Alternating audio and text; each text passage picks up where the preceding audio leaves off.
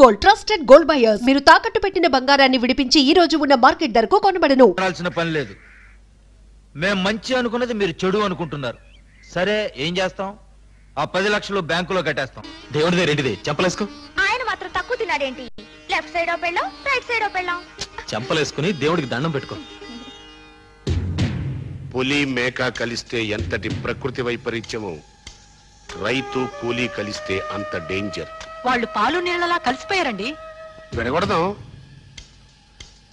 అవును, ఇప్పుడు నాట్ల సీజన్ కదా? అవును. మీ ఊళ్ళో ఉన్న లేబర్ అందరినీ పిలిచి విధవరాళ్ల పేరుతో ఉన్న 90 ఎకరాల్లో ఇంకొక చేపల చెరువు తవ్వించు. వాళ్ళు మా దగ్గర పనిచేయడానికి ఎందుకు వస్తారు? జరిగింది మర్చిపోతారేంటి? మర్చిపోతారు. 5 ఏళ్లు అన్యాయం చేసి ఎలక్షన్ రోజున 100 నోటు చేతిలో పెడితే మర్చిపోయి మతిపోయి మమ్మల్ని ఎన్నుకోట్లా తవ్వించామనుకో మాకేమిటయ్యా లాభం? మీ ఊళ్ళో లేబర్కి కూలీ ఎంత? మగాడికి 25, ఆడదానికి 12.5. 50 + 50 ఇస్తామని చెప్పు. రైతులకి కూలీలకి మధ్యన కురుక్షేత్రం మొదలవుతుంది. ఆడోళ్ళు మగోళ్ళు అందరూ ఎక్కారంట్రా. అందరూ ఎక్కారు, నువ్వు రారా. దేవుడు, ఇది చాలా అన్యాయం. వాళ్ళందరినీ ట్రాక్టర్ దిగమని. ఏయ్ అడ్డులే, లేవరు. లేవకపోతే గుద్దుకుంటూ వెళ్తాం. కొత్తటం ఎందుకు? తొక్కుకుంటూ వెళ్ళు. రేయ్ పోనివరా. తల్లి చెల్లో మళ్ళీ గల్లీలో లొల్లి మొదలైంది. ఉంటా. నువ్వెక్కరా?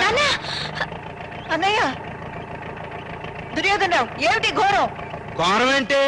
నాకేదో పంట దిగుబడి సరిగ్గా లేదని 90 ఎకరాలు చెరువు తవ్వించుకోవడానికి కూలాళ్ళని తీసుకెళ్తా అంటే నీ అన్న అడ్డంగా పడుకున్నాడు. ఏంటి? నీ కూలీలను నేను తీసుకెళ్తున్నానా? మన పొలంలో వరి నాట్ల కోసం ఈ కూలీలందరినీ నేను మాట్లాడానమ్మా. ఎరా భీముడు? ఏమయ్యా భీముడు, కూలీలకు లీడర్ నువ్వే ఇలా చేయటం ఏమైనా న్యాయంగా ఉందా? నిజమేనండి. ఈయనేమో 10 కాడికి ఇస్తానన్నాడండి. ఈయనేమో మొగోడికి 50, ఆడదానికి 50 ఇస్తానన్నాడండి. పేదోళ్ళం కదా, మేము పొట్టకుడి కోసం చూసుకోవాలి కదా, అందుకే ఎక్కమన్నా. ఈ లోగానేమో మీ అన్నగోరు గాంధీ గారు ఎవరో సత్యాగ్రహం మొదలెట్టాడు.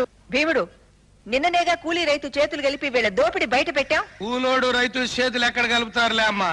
అదే నిజమైతే ఇన్నేళ్ళ సంవత్సరాలుగా రైతు ఊళ్ళో ఎందుకుంటున్నాడు, మా కూలోడు గూడులో ఎందుకుంటున్నాడు?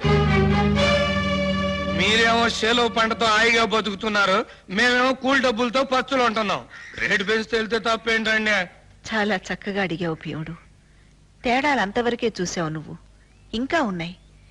కిలో బియ్యం మీకు 3 రూపాయల 50 పైసలకి ఇస్తుంటే తెల్ల బట్టలు వేసుకున్న పాపానికి మాకు 7 రూపాయలకి ఇస్తున్నారు. తుఫాన్లో మీ గుడిసెలు పడిపోతే ప్రభుత్వం పరిగెత్తుకొచ్చి మీకు డబ్బు సాయం చేస్తోంది.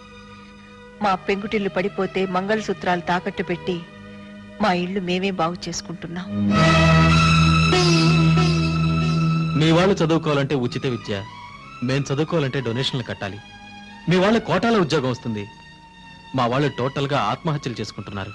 అన్యాయం మీకే కాదు భీముడు, 40 ఏళ్లకు పైగా మాకు జరుగుతోంది. మీకు 40 ఏళ్లకు పైగా జరుగుతుందమ్మా, మాకు 40 వందల ఏళ్లకు పైగా జరుగుతుంది. వర్గ పోరాటం ఉండాలని నేను కోరుకుంటాను. కానీ 5 ఎకరాలు 6 ఎకరాలు ఉన్న మాలాంటి సన్నకారు రైతుల్ని శత్రువులుగా చూడకండి.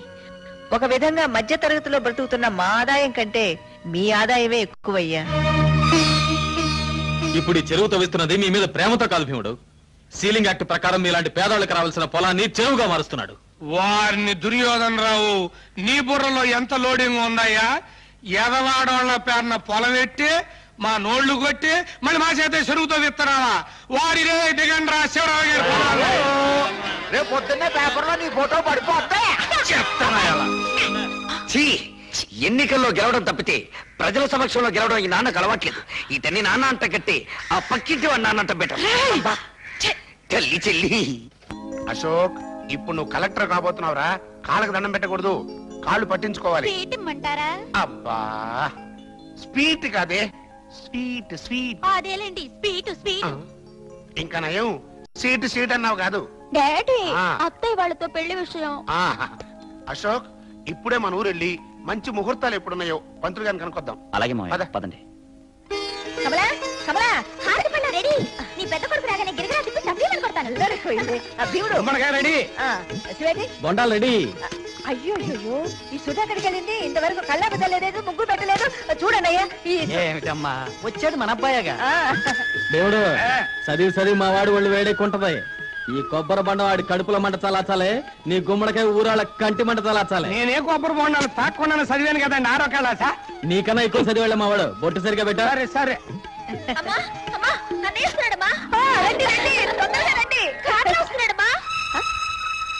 కారులోనా?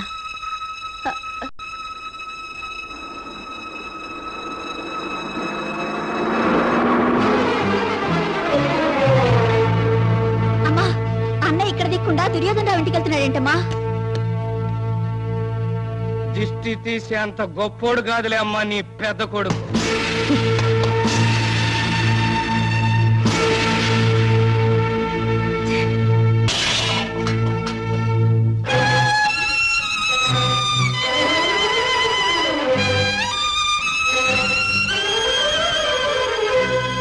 రాజలక్ష్మి,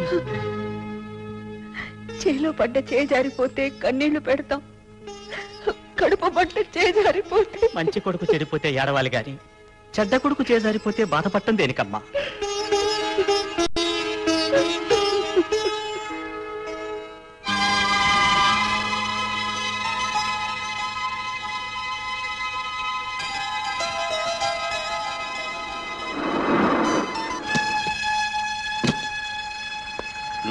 వస్తాను రాలుడు, నేనున్నాను కదా, నువ్వేం భయపడకు. నువ్వు బనిరా.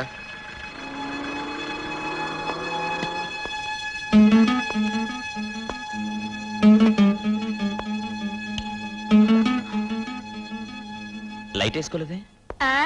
ట్యూబ్ లైట్ లా వెలిగే నువ్వుండగా దేనికని? కమల, ఇప్పటిదాకా ఎక్కడున్నావురా? దుర్యోధనరావు మా ఇంట్లో.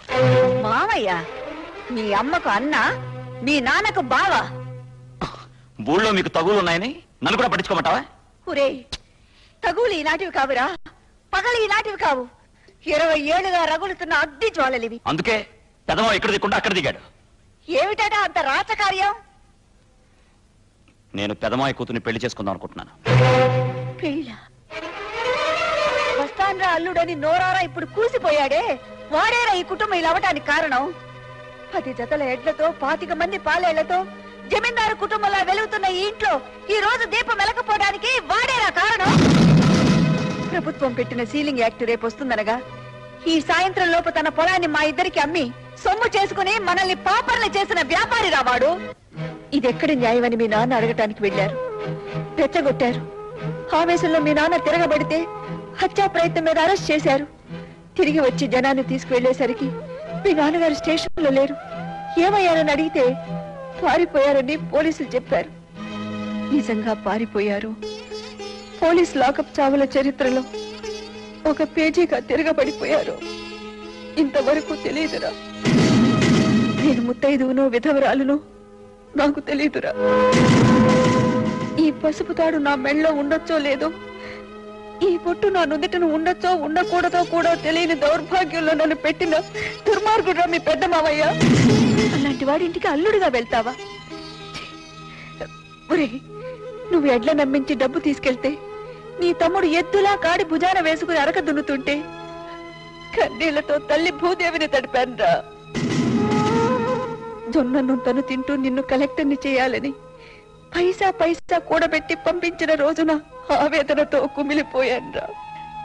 కానీ మన కుటుంబాన్ని ఈ స్థితికి దిగదార్చిన నీచుడితో బియ్యమంటే కన్న కొడుకు అయినా నీతో ఖయ్యవేరా.